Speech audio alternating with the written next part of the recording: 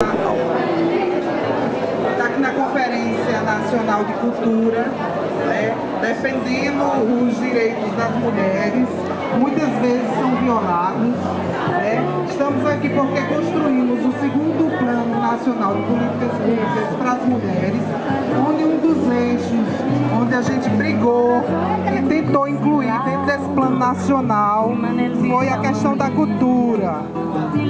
Estamos aqui para definir também ações voltadas ao gênero, à mulher, com relação à cultura. Estamos também com a terceira ação internacional de Campinas a São Paulo, de 8 a 18 de março, né, com 4 eixos para trabalhar, que são a violência contra a mulher, o bem comum, a paz e a desmilitarização.